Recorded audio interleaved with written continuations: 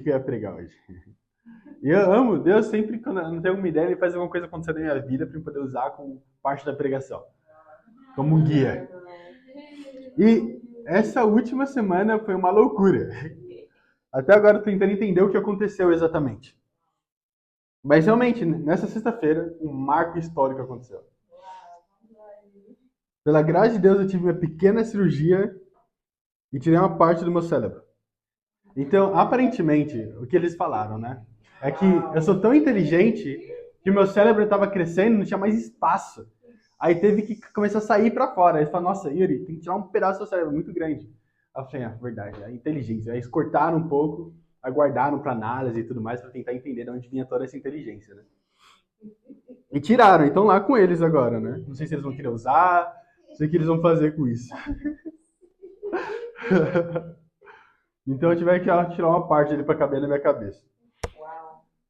Mas acho que o maior milagre, na verdade, foi que eu fui pela primeira vez no médico sozinho. Eu nunca tinha ido pro médico sozinho, algo para mim mesmo, nunca, na minha vida. Nunca tinha ido sozinho. Eu sempre odiei ir no hospital, eu sempre odiei muitas injeções, eu nunca... Tipo, para mim, o maior problema não era a ideia de ter uma faca abrindo minha pele. Era a ideia de ter recebido uma injeção. Eu não tinha problema com eles abrindo, tirando as coisas de dentro, fechando. Meu problema era a injeção. Quando eu vi eles colocando as facas, eu falei, tudo bem, os instrumentos, legal. Mas no momento que eu vi ele pegando a injeção, eu falei, vixe, eu levantei, eu tava sentado na caminha, eu levantei, eu comecei a andar de um lado pro outro, eu fiquei parado, eu comecei a mexer no celular. Aí a moça, tinha uma enfermeira, ela passou, sabe quando alguém passa? Aí ela voltou de ré, assim. E ela olhou pra mim. Ela falou, você tá nervoso? Aí eu falei, nossa, tá bem aparente. Aí eu falei, eu tô. Ela falou, não fica com medo não, é uma cirurgia bem pequena. Eu falei, não, o problema não é a cirurgia, o problema pra mim é a injeção. Ela falou, uma injeção pequena dessa? Eu falei, não, pelo amor de Deus, né? Não vamos diminuir a questão aqui que a gente tem em mão. É realmente algo grande. Mas sabe, até mesmo no sábado, também eu tava aqui em casa e tipo, teve quase como se fosse um terremoto. Eu não sei se estava tendo uma obra, alguma coisa, mas o meu copo tava tremendo tanto a casa que você via a água no copo balançando assim, literalmente. E eu pensei, o que tá acontecendo? Eu falei, não é possível. Eu falei, não tem como ser terremoto. Não tem como. Aqui em Moçambique, logo quando eu tô indo, é no prédio ainda. Aí eu ficava olhando pro teto pra ver se ia craquejar alguma coisa, né? Se eu visse qualquer coisa, eu seria com ele. Eu tava no meio da saída ainda. Eu tentando lá, parecia que tá tudo certo, e lá... E o barulhão da mesa balançando e tudo balançando. E sabe, eu lembro quando eu cheguei, eu achava que eu iria correr fora daquela sala de cirurgia, quando eu tava lá. Eu lembro que eu tava lá de fora, e foi uma loucura. Eu tava lá de fora dessa sala, e tava lá pequenas cirurgias na frente. Eu estava com medo já quando pensei em tomar injeção, da anestesia. E aí, tudo ficou melhor quando eu vi o som de um homem. Então entrou um cara, e aí 10 minutos depois ele começou a gritar. Um adulto, gritando. E gritando super alto. Ah! Ah! Aí eu falei, pronto. Aí eu falei, pelo menos eu acho que essa não é a sala que eu vou entrar, né? Porque, né, tá tudo certo. Eu não vou entrar lá. Não tem como ser a mesma sala, né? Eu não vou entrar lá. E aí o cara gritando, aí ele parou de gritar um pouco, aí o cirurgião abriu a porta e falou, Yuri? Eu falei, nossa. Falei, agora. Nossa. Então tudo ficou pior. Então eu pensei lá, eu não vou entrar nessa sala também, né? Então, quando eu entrei, eu falei, bom, eu tentei. Foi bom viver essa vida, não tenho nenhum arrependimento. Foi bom conhecer as pessoas que eu conheci, viver o que eu vivi. Mas sabe, eu cheguei numa conclusão. Logo após os 30 minutos que eu senti como se fossem 30 horas, eu sobrevivi. Eu saí de lá vivo, tô vivo ainda. Não morri. Mas é real. Eu realmente teve uma hora que eu tava com tanto medo que eu pensei, nossa, já era, eu vou morrer. Não é que por algo tão pequeno, mas pra mim o sentimento é, nossa, tá muita coisa acontecendo ao mesmo tempo. Eu tô ficando ansioso. Eu tô aqui sozinho, comecei a ligar pro Tebo, o Tebo não atendia. Aí eu falei, pronto, morrer sozinho ainda. Com esse cirurgião que eu nem sabia o nome, tinha que perguntar pra Carol qual que é o nome do cara. Um cara gritando do meu lado enquanto eles estavam me preparando. E eu pensei, nossa, meu. Aí eu pensei, nossa, realmente já era. E não foi a primeira vez que eu senti dessa maneira. Que tudo iria acabar. Seria, tipo, o último momento da minha vida. Que era algo realmente muito difícil. Eu senti isso muitas outras vezes também. Eu senti esse mesmo sentimento parecido quando eu fui desafiado para vir aqui para a África. Eu também senti da mesma maneira. Como se, nossa, meu mundo vai acabar. Tem que abrir mão de todas essas coisas. Abrir mão da minha vida, família, amigos, carreira, sonhos. Eu senti como se eu fosse morrer. Muitas vezes contra a ansiedade. Como se meu mundo fosse acabar. E no final, eu sobrevivi. Eu dou graças a Deus. Essa foi a melhor decisão que eu tomei na minha vida. Até mesmo antes disso, quando eu fui desafiado a me tornar um discípulo. Eu tive desafios que eu senti como se eu fosse morrer. Nossa, se eu obedecer esse desafio, eu vou morrer, minha vida vai acabar. É o pior que poderia acontecer comigo. Como se fosse o fim do mundo. Quando eu ouvi palavras dos meus próprios pais se machucaram por conta da decisão que eu tomei de estar no reino, quando eu tive que terminar um relacionamento impuro, também me senti como se o mundo iria acabar. Eu tive que abrir mão da minha vida de pecado. E esse é o nome verdadeiro. Às vezes a gente fala, tive que abrir mão da minha vida. Não, a vida é de pecado. Uma vida de pecado e não estava agradando a Deus, apenas machucando e indo contra Ele. Eu pensei e senti como se eu fosse morrer. Pensei que minha vida estivesse acabando. Mas da mesma forma, depois de ser urgente tomar uma decisão realmente para Deus, seguir Ele em primeiro lugar, eu sobrevivi. E essa é a verdade para cada discípulo aqui. Cada um de nós, seja qual foi o desafio que a gente tomou. A verdade que não pode ser negada é que nós sobrevivemos. Depois de tantos desafios e tantas dificuldades, adivinha, você sobreviveu. Então a gente pode ser chamado de sobreviventes. Por isso o título da pregação de hoje é Somos Sobreviventes. Somos todos sobreviventes. E claro, vamos abrir em Apocalipse capítulo 1. Eu tenho amado muito o livro de Apocalipse, mas essa pregação vai ser baseada realmente no maior sobrevivente da história da humanidade, que é Jesus Cristo. Olha isso, Apocalipse capítulo 1.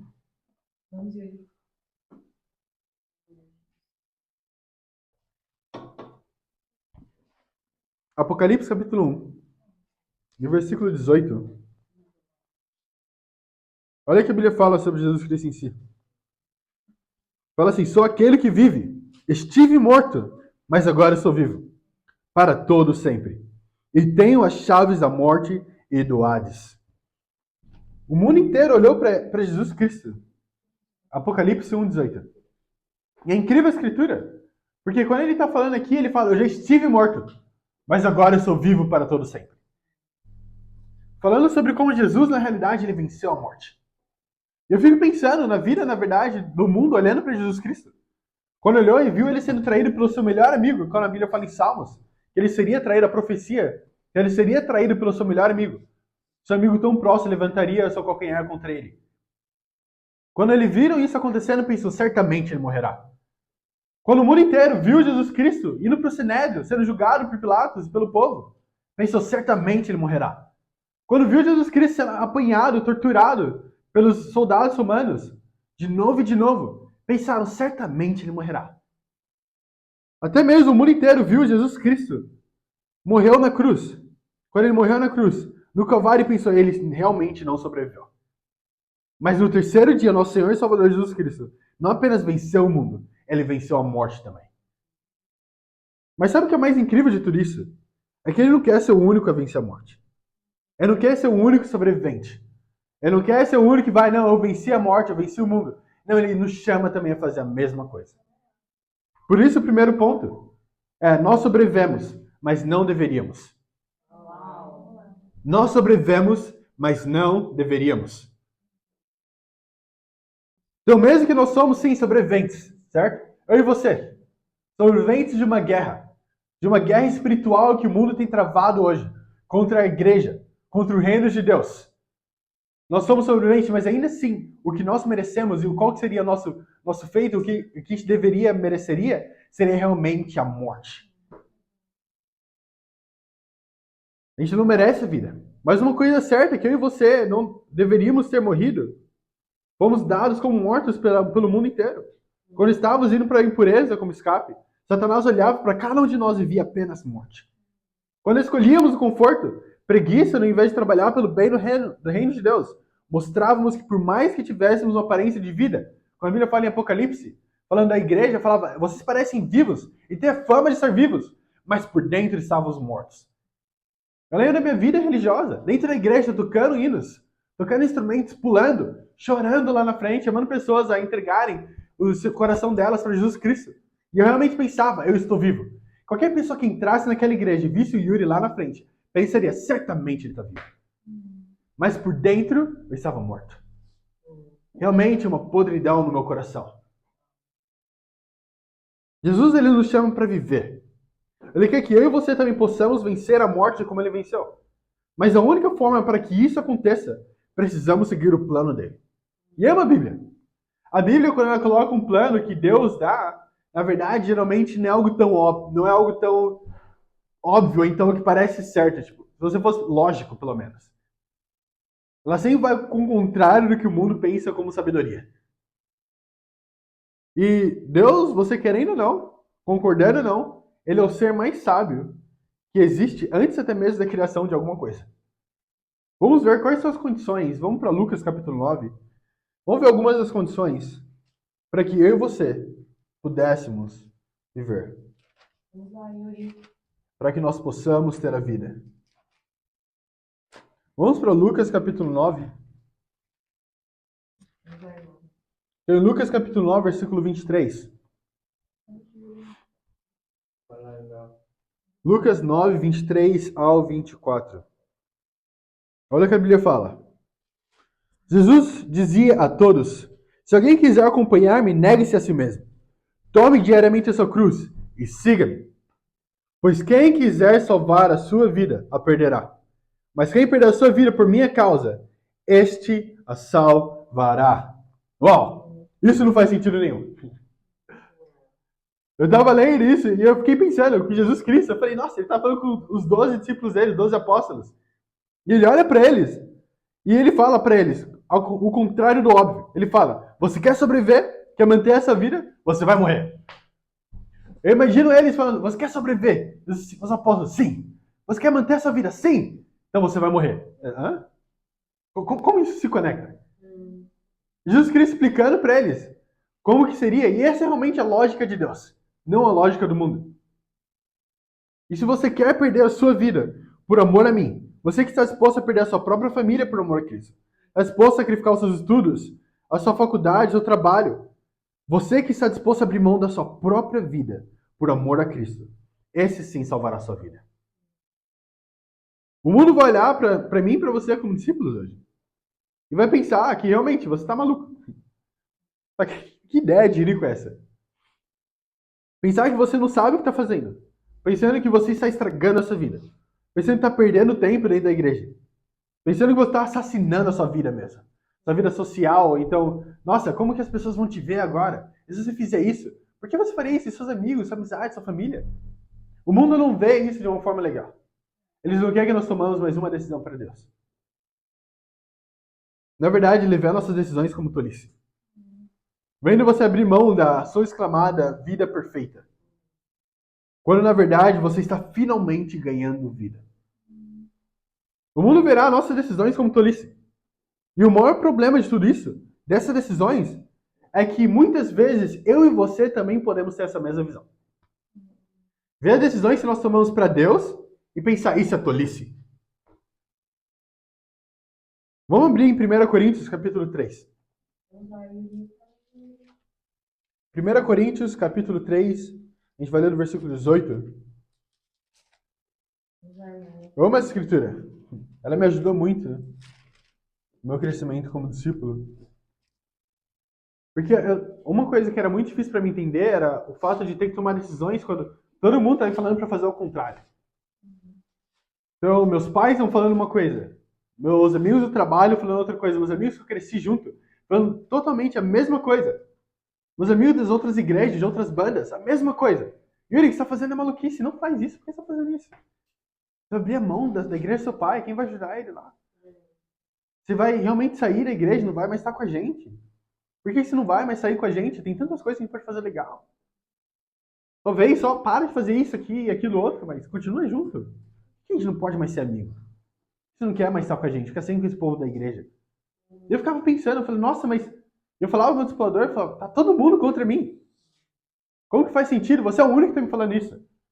E as pessoas que eu tanto amei, elas estão falando uma coisa totalmente diferente. As pessoas ao meu redor, vendo minha carreira, minha vida, O que eu queria quando eu estava voltando, na verdade, quando eu comecei a estudar a Bíblia, eu estava querendo voltar a jogar basquete. Eu falei, nossa, talvez eu possa fazer mais alguns trials, tentar entrar, fazer as peneiras, entrar no time, poder jogar. Mesmo que eu perderia alguns cultos de domingo, em algumas partes, assim, eu queria voltar. E aí meus amigos falaram, mas agora é a sua carreira. Como vai ficar? Você não vai mais jogar, não vai mais fazer mais nada, e aí, vai ficar só descansando, começar a estudar, ter uma carreira normal? Nem é bom ir nessas outras coisas. Eu fiquei pensando, e realmente eu pensava, falei, caramba, mas não faz sentido. Eu tô indo contra o que qualquer um pensaria que seria a rota de sucesso. Mas olha isso que incrível. 1 Coríntios, capítulo 3. A gente vai ler no versículo 18.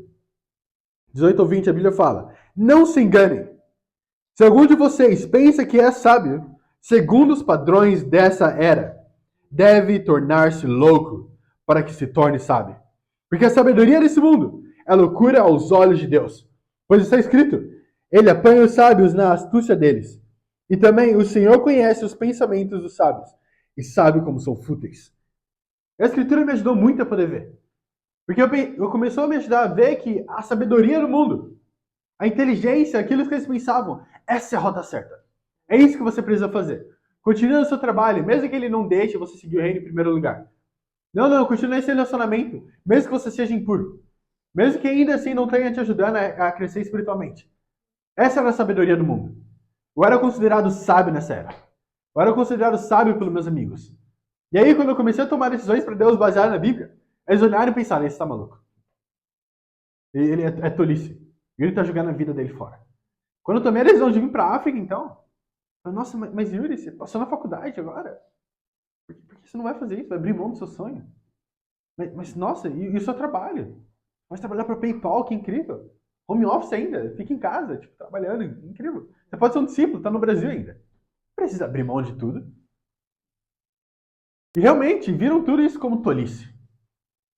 Até hoje, eles veem como tolice. E essa é a sabedoria de Deus. Isso me anima muito a pensar que Deus, quando ele olha para isso, por que ele pensa como tolice? Porque quando ele olha para toda a situação, ele pensa, é tolo, realmente. Se você olhar de uma forma lógica da visão de Deus, pensar em ganhar 80 anos aqui. Isso você é sortudo, né? 80 anos nessa terra. Ter dinheiro, fazer tudo mais e passar a eternidade no inferno. Jesus, quando ele olha para tudo isso, incrível. Você tem um carro, uma casa, carreira, seus sonhos, famílias, seus amigos te amam. Incrível. E morrer e passar a eternidade no inferno. Será que isso realmente vale a pena? Sabe? Eu amo isso aqui porque realmente quando estudamos a Bíblia, nós vamos ser chamadas e o mundo inteiro vamos ser vistos por elas como tolos. Da mesma forma que Jesus foi visto. Quando a gente olha em Marcos capítulo 3, versículo 21, a Bíblia fala que, na verdade, ele tava como fala, out of his mind. Fala em inglês, significa provavelmente louco. Fala, nossa, Jesus Cristo ficou maluco, ele perdeu a cabeça dele. Ele não sabe o que ele está fazendo. Jesus Cristo foi visto dessa maneira. Então, seus seguidores vão ser vistos como? Como ingênuos também. Como pessoas que estavam caminhando cavando a sua própria cova. O mundo vê cada uma das nossas decisões como discípulo como um sinal de insanidade. Não, eles são lunáticos. Extremistas. Eu lembro de um dos artigos que escreveram contra a gente. E a reclamação da perseguição. É sempre muito engraçado. Ele é um jornalista, ele começa falando: a ICC é uma seita. Eles chamam vocês para parâmetros irrealistas da Bíblia. Chamam vocês a serem puros, a não beberem e não mentirem. E terem tempo discipulados, onde você tem que confessar os seus pecados. Coisas que são antibíblicas e não são a expectativa de Deus. Eu li aquilo e falei, caramba, sério? Tipo, você falou totalmente que Deus pediu pra gente fazer, falou que é o contrário. Mas essa é a maneira que o mundo vê. O mundo está enganado, eles pensam que realmente não é essa sabedoria. A gente pode sim ter duas partes. O pé no mundo e o pé dentro da igreja. E fazer tudo que a gente realmente sempre quis. Quando na verdade, isso na verdade é um sinal de sanidade deles mesmo. Então se você tem medo da perseguição, se você tem medo da vida como discípulo, muitas vezes o que precisamos para mudar é dar um nome certo a isso. Sabe qual é o problema? Que muitas vezes as pessoas acham tão difícil tomar decisões para se tornarem discípulos, para abrir mão de tudo, para abrir mão de relacionamentos, trabalhos, amigos, famílias, porque ela simplesmente não ama Deus o suficiente. Ela ama a vida delas demais para perder para poder seguir a Cristo. Essa é a realidade. Uma decisão para Deus só se torna difícil quando você não ama Deus o suficiente. Eu imagino como um pai, vendo seu filho passando por alguma coisa, sabendo que ele pode fazer para poder salvar esse filho. Seja lá o que for, dar o seu rim. Até mesmo dar o seu coração em si e morrer. O pai não vai ver isso como uma forma difícil, algo difícil de fazer. É meu próprio filho, vou fazer isso no piscar de olhos. Por quê? Porque ele ama esse filho. Da mesma forma, se eu amo a Deus o suficiente, abrir mão do meu trabalho, me mudar para outro estado, abrir mão de relacionamento, isso é fácil. Eu amo a Deus. Eu quero estar com Deus. Qualquer decisão, quando a gente ama Deus, está uma decisão fácil. Mas eu sou grato pela essa igreja, por cada um dos discípulos aqui. Alguns sacrificaram seus relacionamentos, amizades, casamentos, carreiras e muito mais para poder um dia viver com Cristo, pela eternidade. Realmente mataram sua vida física dessa era, nesse mundo, para realmente poder seguir o exemplo de Jesus Cristo na Terra. Para ser chamados de insanos. Já de loucos, malucos, perderam a cabeça. Alguns de nós já estão meio malucos, né? Tipo a Tânia e a Bruna. Já estão meio doidinhos. A Bruna ainda um pouco mais. Mas a Tânia está caminhando lá também. Mas é incrível ver o coração dos discípulos. Cada um de nós fomos chamados a sacrificar algo de valor. E por isso agora o reino tem tanto valor pra gente. Imagina, eu amo esse ditado porque é realmente muito verdade. O que vem fácil, vai fácil. Isso é verdade. Algo que vem fácil geralmente não tem muito valor. Tem uma estatística que fala que 80% das pessoas que ganharam na loteria, na verdade ficaram pobres depois. Logo após. Imagina, ganhar na loteria, milhões e milhões. E ainda assim fica pobre. Mas veio fácil, não teve nenhum custo. Não teve nenhum trabalho. Eles não estavam preparados para isso. Então quando chegou, eles não sabiam o que fazer com isso. Da mesma forma, Deus não vai querer apenas te dar a salvação. Fala, não, sem custo nenhum. Há uma escritura em Samuel, quando Davi ele tá tendo uma praga em Israel. E Deus fala para ele ir, vai lá encontrar com esse homem e compra dele o arado, a madeira e tudo mais para poder construir e sacrificar a Deus. Ele chega lá e o homem fala, não, eu vou te dar tudo isso de graça. E Davi fala, longe de mim sacrificar a Deus algo que não me custou nada. Da mesma forma, eu e você, quando nos tornamos discípulos, precisa ser custoso. Ser custoso é algo de valor. Me custou muito, me custou minha família. Me custou minha carreira. Custou meus amigos. Minha vida aqui na terra inteira. Eu não tenho nada. Geralmente o pessoal que cai da fé, eu sempre penso que é porque tem algum lugar para cair. Tem um ditado no Brasil que fala, não tem nem onde cair morto. É quando alguém não tem nada mesmo. Nada, tipo nada. Eu não tenho nada, eu não tenho nada no meu bolso, eu não tenho nada na minha conta, eu não tenho nada, não tem nem onde cair morto. Se eu morrer agora, não tem uma cova para me colocar. Mas da mesma forma, quando a gente torna discípulo, a gente abre mão de tudo. E é dessa forma que a gente precisa estar. Porque se ainda tem alguma coisa, a gente vai ter onde cair. A gente vai ter algo para voltar. A gente tem aquele plano B. Ah, você vira como discípulo não der certo, eu tenho um plano B. Posso fazer isso, aquilo, outro. E para ser sincero com vocês, o que mostra muitas vezes no meu coração, e que Deus mostrou no meu coração, é que eu posso continuar com esse plano B. Sabe o que eu tenho sido tentado desde que eu mudei para a África? Uma das minhas maiores... Oh, que fofo. Eu geralmente não gosto de criança, mas quando as crianças são tão fofas assim, eu gosto. Algumas não valem, olha isso. Fofinho, meu Deus do céu. Amém. Deixa eu voltar à pregação, amém. Então... Mas realmente, algo que eu fui tentado desde que eu cheguei na África. Desde que cheguei na África do Sul. Ainda assim, as agências de modelo mandavam mensagens e e-mails. E eu não sei como. Elas achavam o meu e-mail, ou achavam o meu número. Eu troquei para o número da África do Sul. Eles mandavam mensagem naquele número. Pedindo para eu poder... talvez, né? Aparece para eles. Mandavam no meu e-mail, mandavam no meu Instagram, várias outras marcas. Falando, nossa, você pode postar fotos com isso, isso, isso, e mandar pra gente poder usar, e a gente vai te dar isso de dinheiro. Não, será que você não quer participar da nossa agência? 3 agências lá na África do Sul mandando para mim. Você não quer participar da nossa agência? Quer ter em contato com a agência no Brasil? Mas você possa trabalhar junto. E eu ficava tentado. Eu falava, nossa, que incrível. Porque se não der certo a minha vida como missionário, eu posso voltar e ser um modelo de novo. Eu pensava nisso como um plano B.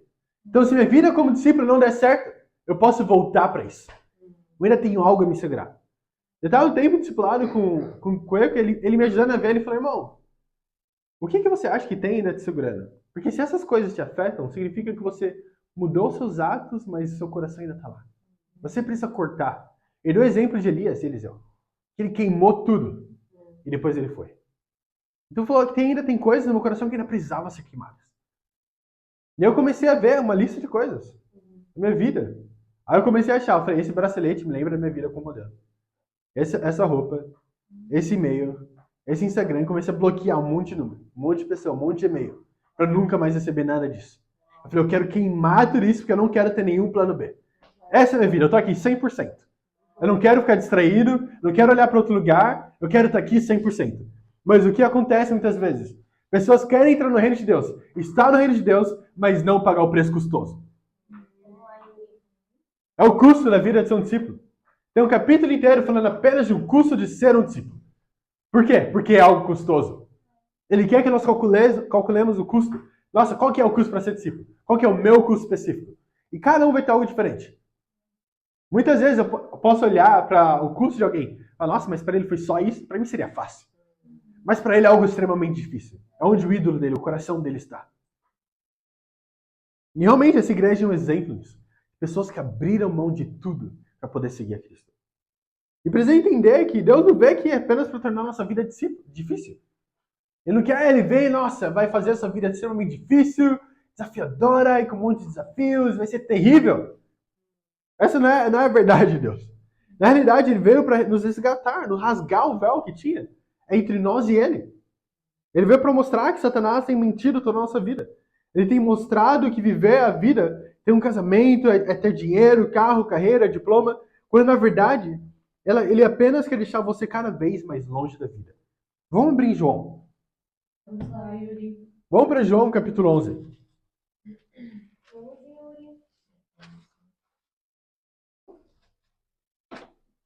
João capítulo 11. A gente vai ler no versículo 17. 17 ao 25. Olha o que a Bíblia fala. Ao chegar, Jesus verificou que Lázaro já estava no sepulcro. Havia 4 dias. Então o que estava acontecendo? Lázaro, um dos amigos próximos de Jesus Cristo, ele morre. Ele literalmente perdeu a vida dele, fisicamente. E aqui ele vai lá e vai confortar, na verdade, as irmãs de Lázaro. Então ele, claro, já que eram as irmãs físicas, ele fica preocupado. Fala, eu quero confortar minhas irmãs. E é por isso que ele vai até elas. E aí ele tinha morrido por 4 dias. Vamos continuar lendo no versículo 18. Betânia distava cerca de 3 quilômetros de Jerusalém. E muitos judeus tinham ido visitar Marta e Maria para confortá-las pela perda do irmão. Quando Marta viu que Jesus estava chegando, foi encontrá-lo, mas Maria ficou em casa. Disse Marta a Jesus, Senhor, se estivesse aqui, meu irmão não teria morrido. Mas sei que, mesmo agora, Deus te dará tudo o que pedires. Disse-lhe Jesus, o seu irmão vai ressuscitar. Marta respondeu, eu sei que ele vai ressuscitar, na ressurreição do último dia. Então o que estava acontecendo? Quando Marta chega a falar com Jesus, e Jesus fala sobre o irmão dela, na verdade Maria estava em casa, lá descansando, de boa. Mas Marta vai ter um encontro de Jesus. E é incrível poder ver. Porque a primeira vez que eu li, eu pensei, nossa, Marta estava reclamando com Jesus. Se você estivesse aqui, meu irmão não teria morrido. Mas eu acho que na verdade foi mais um coração de fé. Pensando, se ele estivesse aqui, eu acredito que tudo que ele pedisse aconteceria. E mesmo com ele morto, ainda assim, se você pedir para Deus, ainda vai acontecer. E aí o que acontece? Ela vai lá e continua falando com Jesus Cristo. Jesus fala, não, seu irmão vai ressuscitar, fica tranquilo. E aí Marta, ela olha e fala, sim, no último dia, né? Quando você voltar de novo, ele vai ressuscitar, incrível. E ele, não. Vamos continuar lendo. Fala assim, versículo 25. Disse-lhe Jesus, eu sou a ressurreição e a vida. Aquele que crê em mim, ainda que morra, viverá. E quem vive e crê em mim não morrerá eternamente. Você crê nisso? Então a pergunta que tem para mim para você é se você realmente crê. Você crê que pode ter vida? Você crê que as pessoas que estamos estudando a Bíblia, elas podem ter vida? Aqui é incrível, se você quiser viver, não vai ser o marido que vai poder te dar vida. Não vai ser filhos que vai te dar vida. Vai ser riqueza, diplomas, carreira, dinheiro que vai poder te dar vida. Mas a única forma de ter vida é em Cristo Jesus. E ele deixa isso bem claro. Ele fala que ele é a ressurreição e a vida. E ele fala que se você crê em mim, e muitas vezes vemos crer como fé, mas eu gosto de um dos sinônimos, que na verdade é confiança. Porque isso que é necessário para poder morrer por alguém. Alguém chega para você e fala, olha, Bruna, Mussa, vocês podem morrer. Confia no Pai, você vai ressuscitar. Não é apenas fé, mas a confiança. Confiança do que eu estou falando é verdade. De que vai realmente acontecer. E aqui ele chama, vocês realmente confiam em mim? Jesus Cristo, você crê? Ele pergunta para Marta. Será que você confia no que eu tenho falado? Confia que se você crê em mim e tiver fé, o seu irmão pode ressuscitar. Isso de uma maneira espiritual, vendo hoje, é quando a gente olha para nossos amigos, familiares e pessoas que têm estudado a Bíblia. Realmente, será que eu tenho fé que essa pessoa pode ressuscitar? E pensa, nossa, mas essa pessoa está morta por tanto tempo. Já passou já. Os 4 dias, na verdade, os muito religiosos acreditavam que o espírito teria saísse do corpo depois do 3º dia. Então agora não tinha mais nenhuma chance dele ser ressuscitado. O espírito dele está longe do corpo. Eu acho que isso é verdade, né?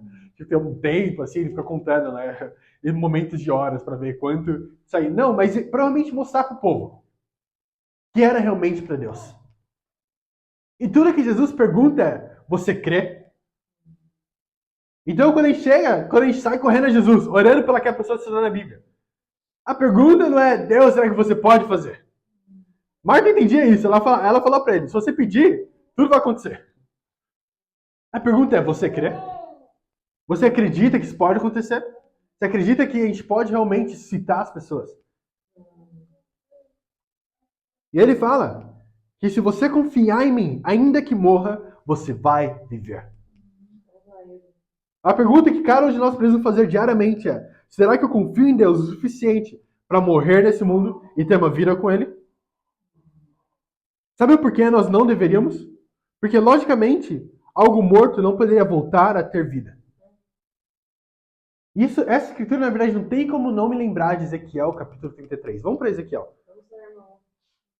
Eu amo a escritura. Vamos abrir a Bíblia no livro do profeta Ezequiel, no capítulo 37. Ezequiel ele era um profeta judeu que morava na Babilônia, na verdade. E certo dia ele teve uma visão no qual Deus o levou a um vale cheio de ossos secos. Então Deus lhe perguntou se era possível que aqueles ossos, na verdade, voltassem à vida.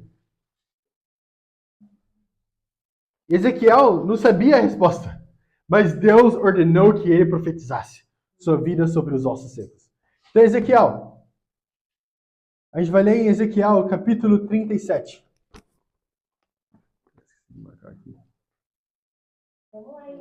Então, Ezequiel, capítulo 37, a gente vai ler o versículo número 4. Amém? Olha o que a Bíblia fala.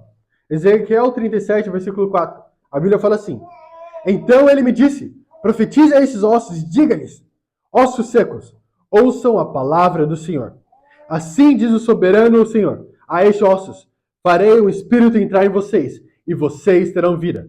Porém tem dores em vocês, farei aparecer carne sobre vocês, e eu cobrirei com pele. Porém o Espírito em vocês, e vocês terão vida.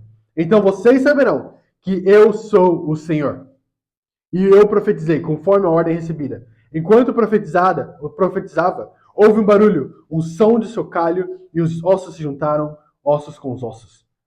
Olha isso que incrível. Da mesma forma hoje, da mesma forma que Deus chama a Ezequiel a fazer aqui, Ele nos chama a fazer.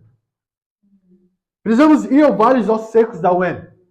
Os vales de ossos secos do nosso trabalho, da nossa família, nossos amigos. E pregar a palavra de Deus para eles. Muitas vezes eles não sabem nem mesmo que estão mortos. Você pode até mesmo não gostar de ouvir isso. Agora, mas se você não for um discípulo completamente comprometido e batizado, você ainda está morto. Não importa o quanto você já ouviu sobre a vida. Não importa quantas pessoas vivas você tem ao seu redor. Aos olhos de Deus, você ainda está morto. Ezequiel e Deus estavam presentes nessa visão. Olhando para o vale de ossos secos. Mas até que Ezequiel tomou a decisão de pregar a palavra de Deus, profetizar neles, eles ainda não tiveram vida. Da mesma forma, Deus não quer te manter morto. Deus fala, farei um espírito entrar em vocês. Não 2, não 3, não 4. Fala um espírito. Apenas um. Muitas pessoas, estudiosas e também filósofos, acreditam que espírito é a vontade de fazer algo. Certo? Então é a vontade de fazer algo. A alma seria a essência, o espírito é a vontade. Então o que significa o espírito como vontade de alguém? Então, um espírito, uma vontade. Qual é a sua vontade? Se o seu espírito vem de Deus. Se o seu espírito vem de Deus, a sua vontade é fazer a vontade de Deus. É fazer a obra dele. Então, se a sua vontade não é estar com Deus e trabalhar para ele, talvez tenha mais de um espírito. Esteja permitindo que outros espíritos entrem. Vamos como a Bíblia fala. Fala até mesmo as mulheres tinham 7 demônios dentro dela. As crianças tinham um monte de legião. Qual que é o seu nome? Legião. São muitos demônios, muitos espíritos. E por isso que muitas vezes é difícil fazer a vontade de Deus. E ele mesmo aqui, eu lembro que ele fala, apenas vai dar ele não vai apenas dar um espírito a um bando de ossos. Mas ele fala e coloca músculos, tendões e pele para que você seja capacitado para viver. E ele fala que aí sim, vocês terão vida, porque o Espírito de Deus está em você. Isso é extremamente importante. O que nos dá vida não são nossos talentos, seriam tendões, a habilidade de fazer algo. Não é o líder que a gente tem, mas é o Espírito de Deus dentro de cada um de nós. É isso que realmente vai nos dar vida. Vamos continuar lendo o versículo 7 novamente, até o 14. Olha o que a Bíblia fala, versículo 7, ainda no mesmo capítulo 37. Fala assim, e eu profetizei, conforme a ordem recebida. Enquanto eu profetizava, houve um barulho, um som de chocalho, e os ossos se juntaram, ossos com os ossos. Olhei, e os ossos foram cobertos de tendões e de carne, e depois de pele, mas não havia espírito neles. A seguir ele me disse, profetize ao espírito, profetize, filho do homem, e diga-lhe, assim diz o soberano Senhor, venha desde os 4 ventos, ó espírito, e sopre dentro desses mortos, para que vivam. Versículo 10. Profetizei conforme a ordem recebida, e o espírito entrou neles. Eles receberam vida e se puseram de pé. Era um exército enorme. Então ele me disse, filho do homem, esses ossos são toda a nação de Israel. Eles dizem, nossos ossos se secam e nossa esperança desvaneceu-se. Fomos exterminados. Por isso, profetize e diga-lhes, assim diz o soberano Senhor.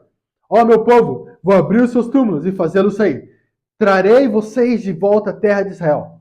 E quando eu abrir os seus túmulos e os fizer sair, vocês, meu povo, saberão que eu sou o Senhor. Porém, o meu espírito em vocês, e vocês viverão, e eu estabelecerei em sua própria terra. Então vocês saberão que eu, o Senhor, falei e fiz. Palavra do Senhor. E hoje eu faço as palavras dizer que é as mesmas minhas. Que vamos ver o Espírito Santo do Senhor entrar em cada uma das pessoas aqui. E finalmente elas vão ter vidas. Mas quando estiverem vivas, qual vai ser a aparência delas? Quando alguém é batizado, qual que deveria ser a aparência dela? Quando a gente ressuscita e prega, realmente profetiza para esse vale de ossos secos. Ele fala que começa a ver os ossos se batendo. Ele começa a ver tendões e músculos ficando junto, e a carne nela. E depois a pele sobre isso. E fala que quando o Espírito do Senhor entra dentro desses corpos, eles falam que eles se levantam. E qual que é a aparência deles? Fala que é a aparência de um exército enorme. E essa aparência de um discípulo completamente comprometido. Não é de alguém apenas parado, descansando, tendo a melhor vida do mundo, mas não, de um exército, de um soldado, alguém que está pronto para a batalha. E eu sou muito grato a Deus pela vida do Vitor. E quando ele foi batizado, quando a vida, o Espírito entrou dentro dele, ele tinha a aparência de um exército enorme. Amo muito quando Elias e Eliseu estão falando um com o outro. E Elias pede para que os olhos sejam abertos, os olhos espirituais. Quando ele abre os olhos dele, o que ele vê? Um exército do Senhor. E o que isso significa? Que realmente, cada um de nós temos também esse mesmo poder. Um exército de Deus à nossa volta. Então, da mesma forma que Marta olhou para Jesus e falou, eu sei que se tu pedires, acontecerá. Para você é a mesma coisa. Se você pedir, adivinha, Deus também quer te dar. Ele quer que você faça acontecer. Ele quer nos abençoar, quer realmente ver nós prosperarmos. Mas o que é necessário? Vida. Como que a Bíblia fala em João capítulo 10, versículo 10, a Bíblia fala que Jesus Cristo veio para trazer vida, Mas não qualquer estilo de vida. Fala vida em abundância. Sabe, realmente, mas quem vai estar disposto a profetizar dia e noite para que esses vales ossos secos, profetizar para que o Espírito do nosso Deus de vida dê vida aos mortos dessa nação? Aqui Deus comanda Ezequiel a profetizar o Espírito. Da mesma forma acontece em Mateus capítulo 9, onde Jesus fala, peçam ao Senhor da colheita, por trabalhadores ele dará. E quando fizermos isso com total certeza, acredito e confio que o Senhor da colheita vai levantar um exército poderoso, um exército numeroso que vai encher a terra. Não apenas em Maputo, eu não acredito que o plano de Deus é tão pequeno assim. Mas eu acredito que Maputo vai ser líderes para a África de fala portuguesa inteira. Realmente, pensa nisso. A gente não está aqui para um vale de ossos secos que vai trazer um pelotão, mas um exército numeroso. De pessoas que vão evangelizar o mundo inteiro. Líderes que não vão ficar apenas no continente da África. Eu nunca pensei que eu ia estar aqui. Eu sou brasileiro. Eu pensei que ia continuar lá na América Latina, mas aprender a falar um pouco de espanhol, sei lá, para um lugar que fala inglês, não sei. Mas Deus me moveu. Mas por quê? Porque alguém teve coragem. Se levantou e falou, eu vou profetizar dentro do corpo do Yuri. Está lá só os ossos. Apenas um vale de ossos secos na minha vida. Pecado por toda parte. Morte por toda parte. Mas alguém realmente sentou comigo e estava disposto. Eu vou profetizar até que vida entre dentro dessa cabeça desse menino. Tão orgulhoso. Muitas vezes eu não queria. Eu ficava, não, eu quero continuar morto. Eu não quero sobreviver, eu não quero essa vida. Porque essa vida parece muito dolorosa para mim. E ele continuou, ainda profetizando. Eu lembro de Ian lá. Túlio, profetizando vida dentro do meu coração. Gabriel e sua família tentando e eu lá orgulhoso, lutando contra as escrituras. No ponto que eu me rendi. E tava lá um corpo no chão, estatelado. Já com pele, ossos, músculos, tendões. Mas aí, no momento do batismo, finalmente o Espírito entrou dentro de mim. E eu pude também, sabe, ter vida. E agora também posso profetizar a vida em outras pessoas. Isso é incrível. Esse é o poder que Deus nos dá. Porque ele chama Ezequiel, ele fala, profetiza o Espírito. Significa que ele estava falando com o Espírito de Deus, falando para o Espírito de Deus, entre em cada uma dessas pessoas. Mas imagina isso. Ele não estava falando isso para as pessoas. Ele não estava falando isso para ele mesmo, para que ele acreditasse. Ele estava profetizando ao Espírito. E fala, sopre dos 4 ventos. O que significa? Ao redor do mundo inteiro. Então essa promessa não é apenas para o povo de Israel. Então a mesma forma não é apenas para Maputo, mas para o mundo inteiro. Segundo e último ponto da pregação de hoje. Nós sobrevivemos, mas apenas pelo seu Espírito. Nós sobrevivemos, mas apenas pelo seu Espírito. Em João capítulo 6, versículo 63, a Bíblia fala, o Espírito da vida, a carne não produz nada que se aproveite. As palavras que eu disse são Espírito e vida. João 6, 63. Apenas o Espírito de Deus nos dá vida. Mas o problema é que muitas pessoas têm dúvidas que o Espírito de Deus é o único que pode nos dar vida. Somos seres humanos. O que a gente gosta muito é atalhos. Eu ouvi uma expressão aqui, o famoso cortar mato. Eu ouvi aqui pela primeira vez. Me falaram, você está a cortar mato. Eu falei, não, eu não estou cortando nenhum mato. Eu não sei o que você está falando. Que isso? Mas realmente, é isso que o humano gosta, o ser humano gosta, certo? De atalhos. Maneira mais fácil de fazer as coisas. E não queremos a maneira correta e difícil. E pode ter certeza, eu vou te contar um segredo que vai te ajudar muito na sua vida. Algo que me ajuda muito. É um segredo, algo que você vai descobrir agora. Sabe como você pode saber se você não está realmente disposto a seguir algo ou fazer algo? Você começa a achar maneiras mais fáceis de fazer essa coisa. Ou uma razão para não fazer. Quando você começa a procurar, será que tem alguma razão para não fazer? Não, mas não acho que seja a melhor coisa a fazer. Ou então desculpas. Acho que não, por conta disso, aquilo, outro. Você começa a achar maneiras mais fáceis de fazer algo. Ou uma razão para isso. Eu lembro que de quando eu estava estudando a Bíblia, eu tentava com todas as minhas forças achar desculpas para não cumprir os desafios dados. Pegava escrituras fora de contexto. Tentava ver algum tipo de exceção da regra. Mas por que eu fazia isso? Porque eu simplesmente não estava disposto a seguir o desafio dado a mim. Eu não estava disposto a seguir a Bíblia. Não estava disposto. Eu queria tentar achar, não, mas e o ladrão na cruz? É sempre o ladrão na cruz, né? Ele é tão mencionado no mundo religioso que é mais mencionado que Jesus Cristo em si. As pessoas têm mais fé nele do que em Jesus Cristo.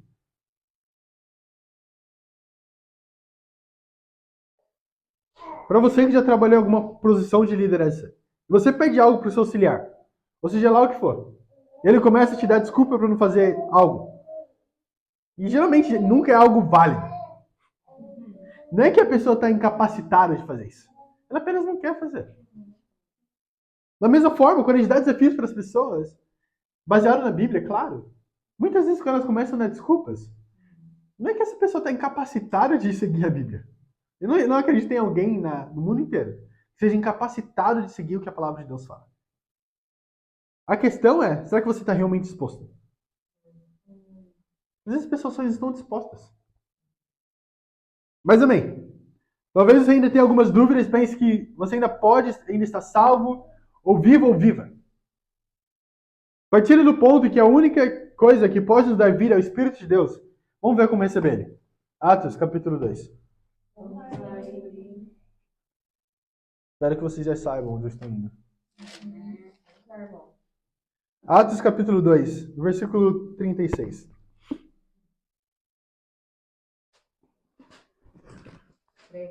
Olha o que a Bíblia fala. Nossa. Portanto, que todo Israel fique certo disso. Esse Jesus, a quem vocês crucificaram, Deus o fez Senhor e Cristo. Quando viram isso, ficaram aflitos em seu coração. E perguntaram a Pedro e outros apóstolos, irmãos, o que faremos? Pedro respondeu, arrependam-se cada um de vocês. Seja batizado no nome de Jesus Cristo para perdão dos seus pecados. E receberão o dom do Espírito Santo. Em qual momento recebe o Espírito Santo? É quando você estuda a Bíblia e vê que não é um discípulo? É quando você ora e durante uma música incrível da Hillsong está tocando no fundo? Ou então talvez quando você vê aquele pregador incrível do TikTok falando aquela frase motivadora com uma música de fundo e o vídeo muito bem editado. É naquele momento que recebeu o Espírito Santo? Não. A Bíblia deixa bem claro que é no momento do batismo. É nesse momento onde o Espírito Santo de Deus entra em nós e nos vivifica. E essa é a realidade da Bíblia. Segundo a Bíblia, o momento onde recebemos o Espírito Santo, que deveria nos dar vida, vem no momento do batismo. Não quando você aceita Jesus no coração, não quando você chora ouvindo uma música evangélica, mas em um único momento, que é quando você é batizado como discípulo completamente comprometido. Sim, o batismo é necessário para a salvação. Eu não ligo para o que te falaram, para o que você viu no Google, o que o pastor falou, o que a igreja fala, o que você tem acreditado. Essa é a verdade da Bíblia. Você está disposto ou não a seguir isso? Aí é a sua decisão. Mas é isso que a Bíblia fala. E ela deixa bem claro. E muitas vezes você pode ver isso como algo ruim, como um desafio. Como algo super difícil de seguir. Mas a realidade é que essa era uma mensagem de esperança. Para que não apenas eu e você, mas o mundo inteiro possa ter salvação. Em Ezequiel 37, quando a gente lemos aquela escritura do Vale dos Ossos Secos, tudo isso estava acontecendo, era o fruto do pecado do povo de Deus.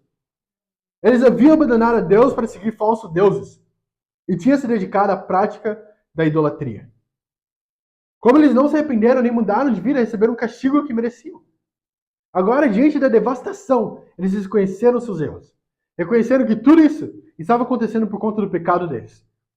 Mas, infelizmente, eles perderam a esperança. Mesmo após reconhecer o pecado deles. Eles não tinham esperança que poderiam mudar. Da mesma forma foi com Judas. Ele reconheceu que estava errado. Reconheceu que tinha realmente entregado Jesus Cristo ao melhor amigo. Mas ele não tinha mais esperança que ele poderia se arrepender. Ele não tinha mais esperança que tinha sim salvação para ele. Ele pensava assim, o mundo é isso, não tem mais o que fazer. Ele tinha perdido a esperança dele. A escravidão era a sua nova realidade. Eles se sentiam mortos, como no vale de ossos secos. Da mesma forma hoje, você pode estar assim também. Podemos ver nossos pecados e realizar que estamos mortos espiritualmente. Mas eu estou estagnado na minha vida espiritual, eu não consigo crescer, nada muda. É um pecado que eu tenho lutado tanto tempo. Muitas vezes, sabe o que acontece? Algo que deveria nos deixar indignado. Pensar, eu vou lutar com isso até o final da minha vida. E é isso, e aceitar. Ficar bem com isso. Mesmo que isso aconteça, você não pode ficar conformado com isso. Você não pode aceitar isso nessa vida. Mesmo que sim, seja um espinho nessa carne, você tem que lutar até o final dessa vida. Você tem que olhar para isso e falar, eu vou derrotar esse pecado. Eu vou batalhar com todas as minhas forças. Eu amo artes marciais, porque se você entra numa luta, pensando, eu já vou perder, mas ainda vou dar todo o melhor, mentira, você não vai dar todo o melhor. Se você já entra pensando, eu vou perder de qualquer jeito, você acha que você vai realmente lutar? Então se você entra realmente na luta espiritual, pensando, esse é um pecado que eu vou lutar com a minha vida inteira, você acha que vai dar o seu melhor? Porque não tem esperança. Da mesma forma, vários ossos secos. Ele está dando uma alegoria ao povo de Israel, era assim que eles se sentiam. Não tinha mais esperança, povo de Israel. Nós pecamos contra Deus. Nós abandonamos Ele. Estamos adorando outros ídolos. Por isso estamos em escravidão na Babilônia. Então não tem mais o que fazer. Não tem mais arrependimento. O que nos resta é viver aqui como escravos pelo resto da nossa vida. E essa é a decisão no coração de um discípulo ou de uma pessoa que desistiu de se arrepender. Pensa, não tem mais jeito. Esse é meu espinho na carne. Eu vou ficar assim pelo resto da minha vida. Quando Deus olha para tudo isso e pensa, eu ainda posso vivificar essa pessoa. Eu ainda posso movimentar esses ossos, ainda posso trazer carne e meu espírito vai moldar essa pessoa. E realmente, quando a gente vê, então, isso era realmente uma visão de esperança. Porque a visão que Deus deu a Ezequiel era uma mensagem de esperança ao povo de Deus. Sim, eles haviam pecado. Sim, eles haviam abandonado a Deus. Mas agora tinham se arrependido e voltado os seus corações para Deus. E Deus teve compaixão do seu povo. Da mesma forma que Deus fala no versículo 14. Ele repete em Atos capítulo 2. Ele fala que Ele nos dará o seu Espírito. E aí nós finalmente viveremos. E aí saberemos que o Senhor é Deus. Muitas vezes mudamos a visão das coisas. Coisas que eram para ser uma boa notícia e tornam algo ruim. E é isso que Satanás quer fazer. A boa notícia é que temos um meio de salvação dado por Cristo. Que veio de graça, até mesmo isso, ele pode tornar em uma má notícia. Vamos para 2 Coríntios, capítulo 3. Nossa última escritura. Eu amo essa escritura aqui em 2 Coríntios, capítulo 3. Porque realmente é uma escritura que me inspira. Me inspira a realmente ter esperança e o porquê do Espírito Santo de Deus. 2 Coríntios, capítulo 3, versículo 4. Olha o que a Bíblia fala. Paulo é incrível. Ele fala da confiança que vem de Jesus Cristo. Olha o que ele está falando. Tal é a confiança que temos diante de Deus. Uau! Imagina Paulo chegando e falando, eu tenho confiança de entrar na presença de Deus. Eu tenho confiança de entrar lá e falar, eu estou aqui, em frente a Deus. Isso era algo inimaginável para os judeus. O véu que eles tinham realmente na tenda, no templo, é porque eles não imaginavam estar na presença de Deus. E ele fala que como discípulos agora, eu e você temos confiança de entrar na presença de Deus. E olha o que ele continua falando. Ele fala, por meio de Cristo. Não que possamos reivindicar qualquer coisa com base em nossos próprios méritos, mas a nossa capacidade vem de Deus. Ele nos capacitou para sermos ministros de uma nova aliança, não da letra, mas do Espírito, pois a letra mata, mas o Espírito vivifica. O ministério que trouxe a morte foi gravado com letras, em pedras. Mas esse ministério veio com tal glória que os israelitas não podiam fixar os olhos na face de Moisés, por causa do resplendor em seu rosto, ainda que desvanecente. Imagine isso. A Bíblia fala que quando Moisés voltou para a montanha, escreveu os 10 mandamentos em pedra, quando ele volta, a face dele estava brilhando. Ao ponto que ninguém conseguia olhar para ele. Esse era o tamanho da glória. Ele fala que essa confiança que Moisés tinha, de entrar na presença de Deus, estar com ele, fez o rosto dele resplandecer. Então, ao ponto que Moisés teve que colocar um véu na frente dele. E ele fala que dessa letra, na verdade, veio a morte. Por quê? Porque se tornou algo, na verdade, religioso. Fariseus, o mestre da lei. Ao invés de usar isso para glorificar e obedecer a Deus pela lei, eles tornam isso em morte. E ele fala do tamanho glória que veio disso, mesmo que ainda assim trouxe morte. Mas vamos continuar lendo o que ele fala aqui. No versículo 8. Ele fala, não será o ministério do Espírito ainda muito mais glorioso? Ele fala lá antes que, na verdade, o rosto de Moisés, depois disso, fala que aquele brilho começou a desvanecer. Que significa que começou a se apagar. E agora ele fala da glória que vem através do Espírito Santo de Deus. Ele fala que é algo muito mais glorioso. Fala o ministério do Espírito ainda muito mais glorioso. Versículo 9. Se era glorioso o ministério que trouxe condenação, quanto mais glorioso será o ministério que produz justificação?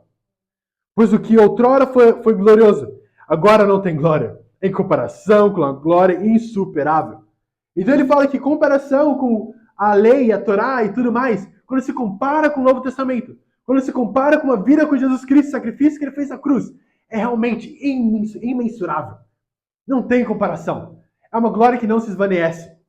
Então realmente nossos rostos agora, depois do nosso tempo com Deus, deveriam estar brilhando. Talvez seja por isso que as pessoas não querem te ver. A perseguição. Da mesma forma que Moisés teve que cobrir o rosto dele, agora o véu foi rasgado. Então você vai ter que olhar para mim. Vai ter que olhar para mim, vai ver brilhando, que vai ser eu pregando e mostrando para você como viver uma vida como discípulo. Mas olha o que acontece.